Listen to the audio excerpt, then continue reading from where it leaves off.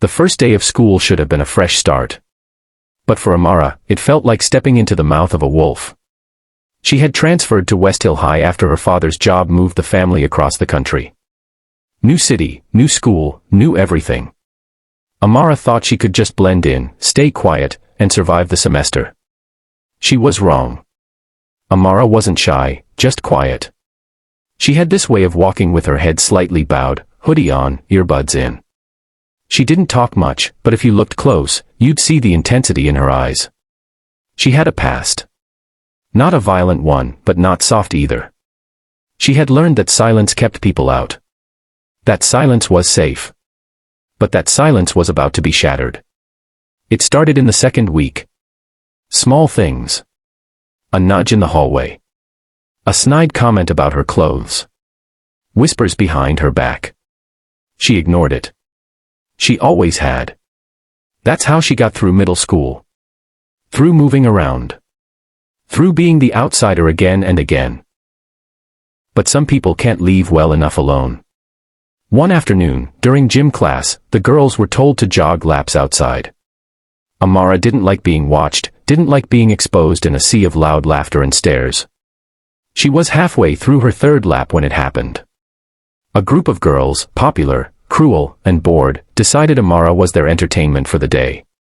Lana, the ringleader, smirked as Amara passed. "Hey new girl. Your shirt's a little too plain. Let's fix that." As Amara jogged by, Lana reached out and yanked the back of Amara's shirt. The sudden pull caused Amara to stumble forward, nearly hitting the gravel. Laughter erupted. Another girl, Macy, grabbed the hem and tugged again, stretching it, twisting it, playing with it like a toy. "Oops. Didn't mean to mess it up. Or did we?" Macy sneered. Amara froze. Something inside her snapped.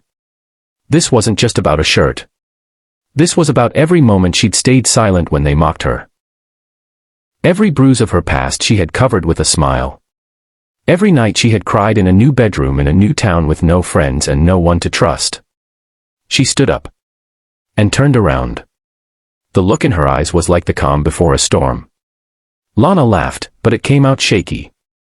"What, you mad now?" she teased. Amara didn't answer. She moved. Fast. Before Lana could react, Amara slammed her shoulder into her, knocking her off her feet. Macy screamed and ran forward, but Amara grabbed her wrist midair, twisted, and shoved her hard into the bleachers. A loud thud echoed.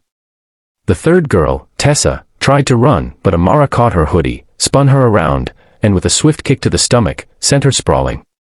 3 girls. Down. Other students started screaming, some frozen in shock. Coaches ran across the field. Phones were out recording. It took 2 gym teachers to hold Amara back, her breathing ragged, eyes burning with years of buried fire. The 3 bullies were sent to the hospital. Lana had a dislocated shoulder. Macy's wrist was fractured. Tessa had bruised ribs. Amara. She was suspended. There was an investigation. The school wanted to know what had triggered her so violently. That's when the video surfaced. One of the students had recorded the exact moment the girls started harassing her, pulling her shirt, laughing like it was a game. The truth spread fast. Suddenly, everyone knew what really happened. Amara wasn't a monster. She was a girl who had been pushed one too many times. The suspension was shortened. She was asked to speak to the school counselor, not as punishment, but as support. Over the next few weeks, something shifted. Students who never looked her way started saying hi in the hallway. A few apologized for not stepping in. Some even thanked her for standing up, not just for herself, but for every quiet kid who had ever been targeted. Amara didn't become popular. But she became respected. She joined a martial arts class, not to hurt, but to heal. She didn't want to be feared. She wanted to be strong. She started helping other students who were getting bullied.